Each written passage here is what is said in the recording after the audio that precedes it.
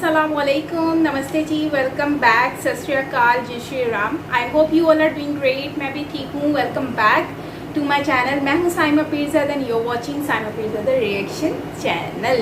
सो आज की वीडियो पे हम रिएक्शन देने वाले हैं, दैट इज़ इंडिया विजय दिवस full story explain in detail about Kargil. इस वीडियो को आज हम देखेंगे और अगर अच्छी लगे तो लाइक कीजिएगा। अगर आप मेरे चैनल पर न्यू हैं तो सब्सक्राइब करना बिल्कुल मत भूलिएगा। यस, चलते वीडियो की तरफ रिएक्ट कर लेते हैं। सो हियर वी गो।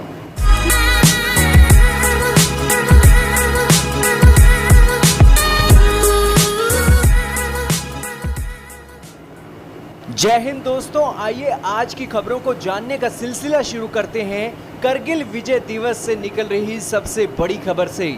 करगिल विजय दिवस में क्या हुआ था, पाकिस्तान के ऊपर भारत भरोसा क्यों नहीं करता है और आज भी पाकिस्तान भारत की रेड लिस्ट में शामिल है कि भारत कभी भी पाकिस्तान के ऊपर भरोसा कर ही नहीं सकता है। क्या है वो सारे कारण और करगिल विजय दिवस में किस तरीके से अमेरिका और दुनिया के देशों ने भारत को आईना दिखा दिया था, तब भारत की सेना ने जुगाड़ लगाकर पाकिस्तानियों के परखच्चे उड़ा दिए थे। आइए आज की इस वीडियो में जान लेते हैं। दोस्तों, ये तारीख है 3 मई 1999 की, जब एक चरवाहे ने भारत की सेना को आकर बताया कि पाकिस्तानी पठान अपने पहाड़ की चोटियों पर बंकर बना रहे हैं। भारतीय सेना की टीम उस जगह का मुआयना करने गई और वहां पर उन आतंकवादियों ने हमारे 5 सैनिकों को बंधक बना लिया। ये करगिल पहाड़ की चोटियां वो चोटियां हैं जिसके ऊपर भारत और पाकिस्तान की सेना के बीच समझौता हुआ है कि यहाँ पर कोई भी सेना कभी भी यहाँ पर अपने बेस नहीं बनाएगी, क्योंकि ये चोटियां बर्फ़ होने के साथ साथ जब पिघलती हैं तब यहाँ पर सिचुएशन सही नहीं होती है। लेकिन पाकिस्तान की सेना ने मक्कारी नंबर 1 दिखाई। यहाँ पर अपनी सेना के चलते उन्होंने बंकर बनाए और जंग की तैयारी करवाई। लेकिन आप ये जानकर हैरान रहेंगे कि भारत की सिक्योरिटी एजेंसियों को इस बंकर बनाने की भनक तक नहीं लगी और यहाँ पर पाकिस्तानी सेना ने हमें चकमा दे दिया। हमारे 5 सैनिक बंधक बना दिए गए। इसी की कड़ी में भारतीय सेना हाई अलर्ट पर आ गई और हमारी वायुसेना भी रैकी करने लगी इस इलाके की। और रैकी के दौरान हमारे फाइटर जेटों ने पता लगा लिया कि यहाँ पर संदिग्ध गतिविधियाँ हैं और उसी के चलते पाकिस्तानी बंकरों की एक पोजीशन को सिक्योर करवा लिया। हालांकि भारतीय सेना ने मोर्चा संभाल लिया। उसके बाद 85 दिनों तक ये जंग चली। ये 85 दिन भारतीय सेना के लिए बहुत ही परीक्षण वाले दिन थे, क्योंकि इन दिनों के अंदर भारत को ज़रूरत थी असले बारूद की। क्योंकि ये करगिल की चोटियों पर अगर हमला करना है तो हमारे दुश्मन हमारी चोटियों पर बैठे हैं। उन दुश्मन को मारना है तो हमें हमारे सैनिकों को ऊपर पहुंचाना होगा, क्योंकि हमारी गोलियां ही दुश्मन तक नहीं पहुंचती हैं। नीचे से ऊपर तक उन्होंने बंकर इस हिसाब से बनाए हुए थे। यही कारण है कि उस सिचुएशन में हमारी इंडियन एयरफोर्स की बहुत ज़्यादा ज़रूरत हमारी इंडियन आर्मी को थी और उसी की कड़ी में इंडियन आर्मी को हथियारों की ज़रूरत थी। हथियारों की बात करें तो हम अमेरिका से हथियार लेने पहुँचे, लेकिन अमेरिका ने कहा कि आपकी जंग चल रही है और जंग में हम हथियार नहीं देंगे। यूके के पास गए, यूके ने आईना दिखा दिया। लेकिन उस समय एक छोटा सा देश भारत की मदद के लिए आगे आ गया। अगर वो देश ना होता तो शायद हमारी एयरफोर्स की ताकत इतनी रौद्र रूप में ना दिखाई देती। उस छोटे से देश का नाम था इजराइल। इजराइल ने हमें ऐसे हथियार दिए जो पिन पॉइंट एक्यूरेसी के चलते दुश्मन के ठिकानों पर वार करते थे। लेकिन उस हथियारों के साथ ही भारत की वायुसेना ने देसी जुगाड़ लगा दिया। और दोस्तों, भारत के अंदर जुगाड़ बहुत मशहूर है। भारत का एक बार अगर जुगाड़ लग जाए ना तो दुनिया का खतरनाक से खतरनाक वेपन भी भारत के जुगाड़ की बराबरी नहीं कर सकता है। और यही साबित भी हुआ करगिल की जंग में। भारत के MiG-21, MiG-27 फाइटर जेट लगातार हादसे का शिकार हो रहे थे।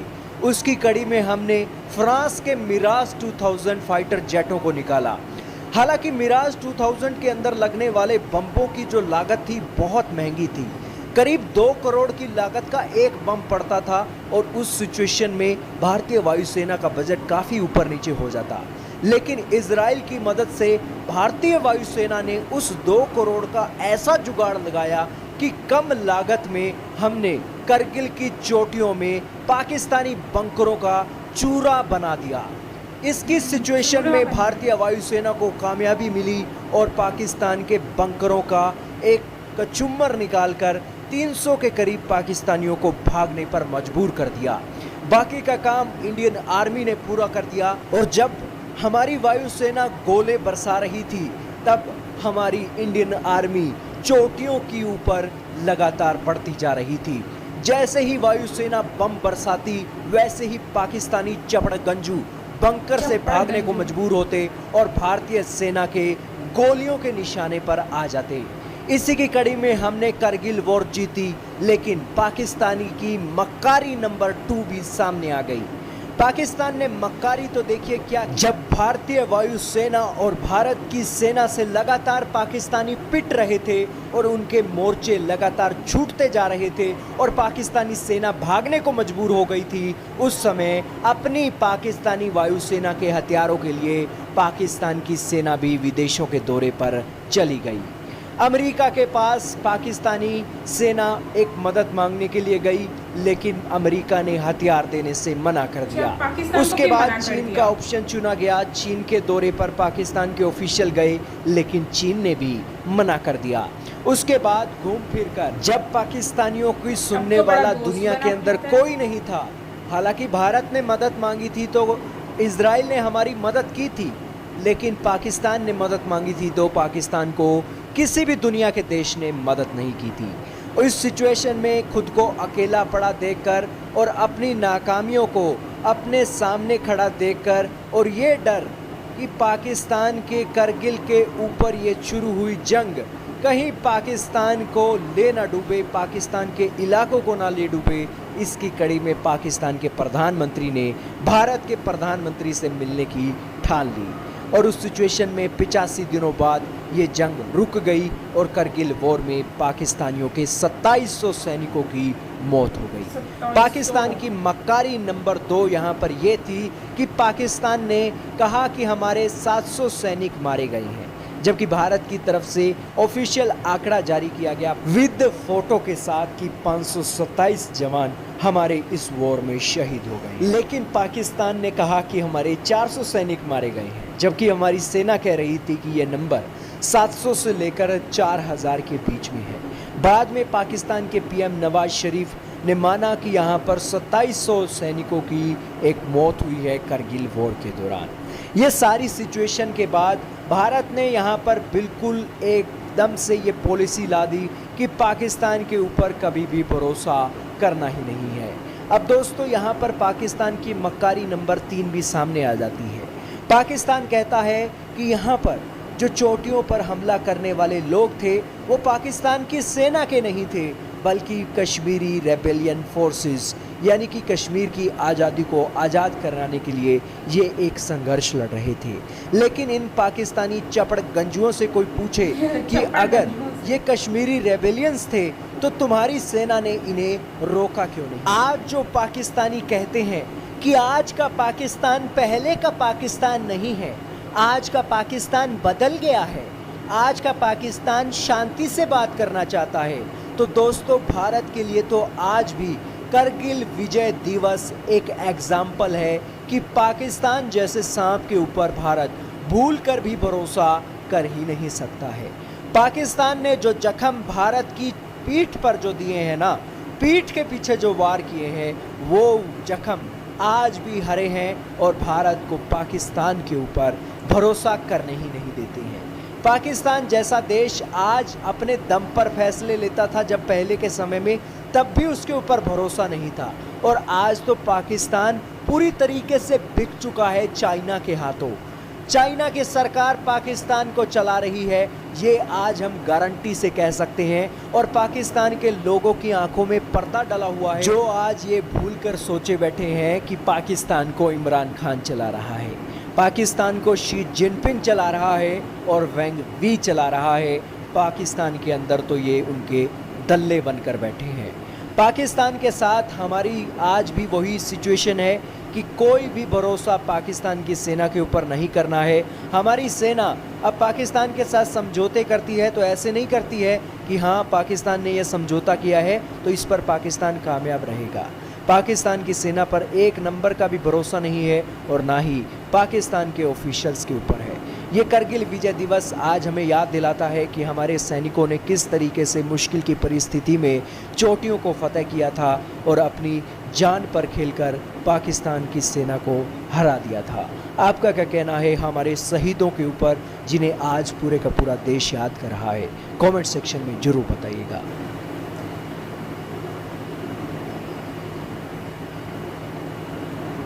ओके गाइस, तो ये वीडियो है जिसमें कारगिल के बारे में बताया गया है, काफ़ी अच्छे से एक्सप्लेन किया है। एंड इस वीडियो में कारगिल के बारे में बताया है कि किस तरह से जो है वो स्टार्ट हुआ था कारगिल वॉर और क्या क्या चीज़ें जो हैं वो कारगिल में हुई थी। तो बेसिकली कारगिल जो है वो एक कोई आम वॉर नहीं थी, ये बहुत बड़ी थी। 85 डेज तक कंटिन्यू रही और उसमें बहुत सारे भारत के और पाकिस्तान के लोग शहीद हुए। मतलब जाहिर सी बात है, अगर वो आर्मी से थे तो जाहिर सी बात है वो लोग शहीद हुए क्योंकि वो अपनी कंट्री के लिए लड़ रहे थे, दोनों तरफ से लड़ रहे थे। लेकिन जो है अब वो पीछे से जिन्होंने ऑर्डर दिया गवर्नमेंट ने, वो उन लोगों ने चीटिंग की और जो कि बहुत ही ज़्यादा बुरी बात थी। और उन्हीं दिनों में जो है वो अटल वाजपेयी सर जो हैं वो आए हुए थे पाकिस्तान में और प्यार, अमन और दोस्ती का मुआहदा करके और जो है वो रोड्स में बसेस चलाने के लिए, कनेक्टिविटी बनाने के लिए दोनों कंट्रीज़ के बीच में लोग जो एक दूसरे से दूर हो चुके थे उन लोगों को मिलने मिलाने में, उनके लिए आसानियाँ पैदा करने के लिए ये सब करने की कोशिश में थे। लेकिन उसी दौरान ही कारगिल का एक सीन नज़र आया जो कि बहुत ही ज़्यादा अनफॉर्चुनेटली हमें देखने को मिला। एंड मुझे ये चीज़ बहुत ज़्यादा बुरी लगी कि यार एटलीस्ट ऐसा नहीं होना चाहिए था। जब आपके पास एक कोई चलकर आया है, उसने आपके लिए इतना मतलब आगे हाथ बढ़ाया है तो उसके साथ आप भी तावन करते, बजाय इसके कि आपने उल्टा जो है वो इस तरह से करके ये चीज़ें साबित कर दिया कि आप लोगों ने मतलब कि कोई आप पे भरोसा ना कर सके। कारगिल स्टार्ट हुआ जिससे लोग आए और उन्होंने मुआहदा भी किया कि पहले तो मुआहदा हुआ था कि इस लाइन पर हम लोग कोई ना आप बनाओ ना हम बनाएं क्योंकि ये बहुत ज़्यादा डेंजरस है। सो उसके बाद अब आप फिर अचानक से ये पाकिस्तान की तरफ से लोग आते हैं, वो वहाँ पर आते हैं। और सबसे बड़ी बात ये है कि ये लोग एक्सेप्ट नहीं करते कि हम लोग ही थे, हमारे ही वो लोग थे। और सबसे बड़ी बात ये है कि वो लोग उनके मरे या ज़िंदा हैं उनको भी नहीं मानते कि ये मरे थे या ज़िंदा हैं या कुछ भी, ठीक है। सो ये चीज़ बहुत ही ज़्यादा अफसोस की होती है कि यार ये लोग ऐसा क्यों करते हैं। आई डोंट नो कि एक्सेप्ट करना चाहिए। जब आप एक स्टेप ले रहे हो तो उसको एक्सेप्ट भी करो ना कि हाँ ये था, हुआ था हमारी तरफ से, इतने लोग मरे हैं तो मरे हैं तो मरे हैं, इसमें कम चीज़ें बताकर आपको क्या मिल रहा है। और दूसरी बात, कारगिल हुआ, कारगिल के बाद फिर ये है कि अमेरिका ने तो खैर मना कर दिया, यूएस ने मना कर दिया, लेकिन उस वक्त छोटा सा जो मुल्क है इंडिया को, उसने हेल्प किया और आज तक वो हेल्प करता भी है और इंडिया भी उनसे ही ख़रीद रहा होता है जितने भी वेपन्स होते हैं। और क्योंकि अभी जो फ़लस्तीन का इशू हुआ था उसमें भी इंडिया ने जो है वो प्रॉपर तरीके से, मतलब एक तो इंडिया जो है ना वो बहुत ही ज़्यादा अपने तरीके से चीज़ों को देखता है, ऐसे नहीं देखता। अब ये भी नहीं कहा कि इंडिया ने कि फ़लस्तीन को सपोर्ट करते हैं, ये भी नहीं कहा कि हम उसको सपोर्ट करते हैं इज़राइल को, लेकिन इज़राइल जो है उसने हमेशा ही हेल्प किया और अब भी कर रहा है और दोस्ती भी बहुत अच्छी है इज़राइल के साथ इंडिया की। और दूसरी बात ये है कि जो ये पाकिस्तान ने अगर किसी से हेल्प मांगी तो उसको नहीं हेल्प मिली। सो ये इससे, और इसके बाद जब सबसे बड़ी गलती ये थी कि ये लोग एक्सेप्ट नहीं कर रहे थे कि ये हमारी तरफ से हो रहा है या ये वो, जिसकी वजह से लोगों को पूरी दुनिया देख रही थी, उनको भी आइडिया हुआ कि ये लोग तो खुद अपनी बात पे कायम नहीं है, सो हम लोग इनको क्या हेल्प आउट कर सकते हैं।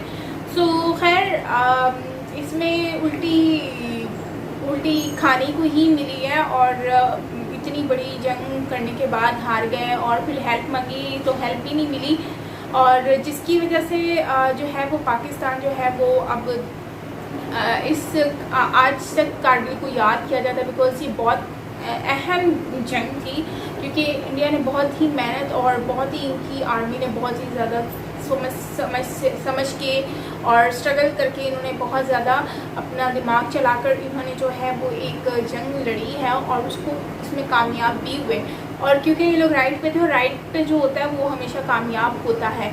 और इसी तरह चाइना को भी इन्होंने हमेशा से ही पीछे छोड़ा है और अभी लद्दाख से भी हटाया, और मतलब इस तरह से बहुत सारी चीज़ें हमें देखने को मिली।